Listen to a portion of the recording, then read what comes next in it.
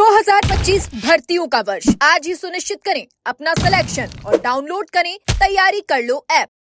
नमस्कार, एजुकेशन नगरी की खास पेशकश एजुकेशन बुलेटिन में आपका स्वागत है। मैं हूं ललित वर्मा। चलिए रुक करते हैं शिक्षा जगत की बड़ी खबरों की ओर। एसआई भर्ती 2021 मामले में अब सरकार की मुश्किलें बढ़ती हुई नजर आ सकती हैं, क्योंकि इस भर्ती में अब हाईकोर्ट पूरी तरीके से सख्त नजर आ रहा है। सोमवार को हाईकोर्ट में हुई सुनवाई के बाद आज लगातार दूसरे दिन भी इस मामले पर सुनवाई जारी रही, जिसमें SOG ADG VK Singh high court में पेश हुए, तो वहीं आरपीएससी चेयरमैन वीसी के माध्यम से जुड़े। एडीजी वीके सिंह ने कोर्ट को बताया कि एसओजी की ओर से अपनी रिपोर्ट सरकार को सौंप दी गई थी, साथ ही भर्ती को रद्द करने की सिफारिश भी की गई थी। वहीं भर्ती को लेकर हाईकोर्ट ने आरपीएससी को जमकर फटकार लगाई। कोर्ट ने यहां तक कह डाला कि आरपीएससी का कोई धनीधोरी तक नहीं है। कोर्ट ने कहा है कि जब पेपर लीक में आरपीएससी के 2 सदस्य गिरफ्तार हो गए, इसके बाद भी एफआईआर दर्ज नहीं करवाई गई।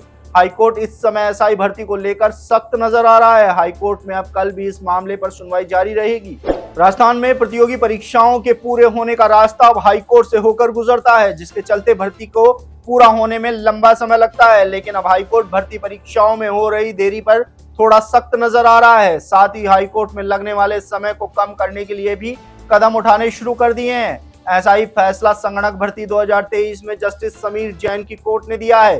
कोर्ट ने मामले पर सुनवाई करते हुए डिप्टी रजिस्ट्रार न्यायिक को निर्देश दिए हैं कि दैनिक वाद सूची में यह नोटिस प्रकाशित करवाएं कि सभी अधिवक्ता नियुक्ति से संबंधित मामलों में जिनमें पार्टी आरपीएससी और चयन बोर्ड है, उसके अधिवक्ता को एडवांस में मामले की कॉपी दी जाए, जिससे सुनवाई में अतिरिक्त समय न लग सके। यह आदेश कोर्ट ने याचिकाकर्ता प्रिया पालीवाल की याचिका पर सुनवाई करते हुए दिए। अधिवक्ता राम प्रताप सैनी ने मामले में पैरवी की। प्रदेश में 25 साल बाद निकाली गई चतुर्श्रेणी कर्मचारी भर्ती में भजनलाल सरकार की ओर से 52,453 पदों पर सौगात दी गई है। इसके साथ ही युवाओं के लिए अच्छी खबर यह है कि शिक्षा विभाग में सबसे ज्यादा 22,549 पदों पर भर्ती निकाली जाएगी। भर्ती के लिए ऑनलाइन आवेदन प्रक्रिया 21 मार्च से शुरू होगी, जो 19 अप्रैल तक चलेगी। वहीं बोर्ड की ओर से चतुर्श्रेणी कर्मचारी भर्ती की परीक्षा का आयोजन 18 से 21 सितंबर तक किया जाएगा।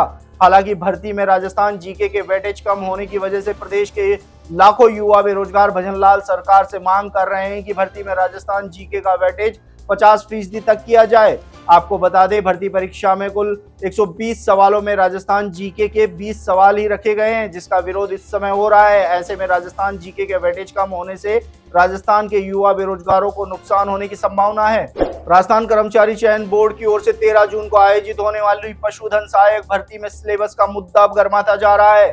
सिलेबस में बदलाव करते हुए सिलेबस को कम करने की मांग को लेकर जयपुर में आज विरोध प्रदर्शन किया गया।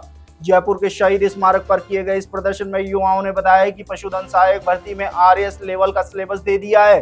सिलेबस में 17 विषयों को शामिल कर दिया गया है, जिसमें राजस्थान जीके और राजनीति और जनरल साइंस को भी शामिल किया गया है। ऐसे में पशुधन सहायक भर्ती में इन विषयों का कोई महत्व नहीं है।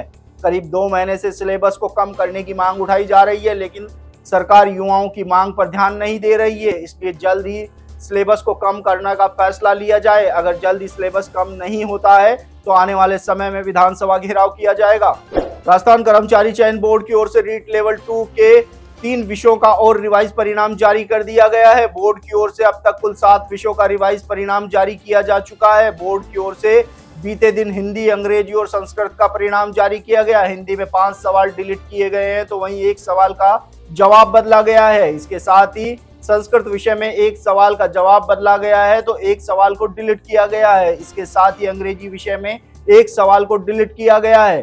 गौरतलब है कि इससे पहले बोर्ड की ओर से जारी 4 विषयों के परिणाम में करीब 650 चयनितों पर इसका असर पड़ता हुआ नजर आया था, तो वहीं अब जारी 3 विषयों के परिणाम में भी करीब 400 से 500 चयनितों पर इसका असर पड़ता हुआ नजर आ सकता है।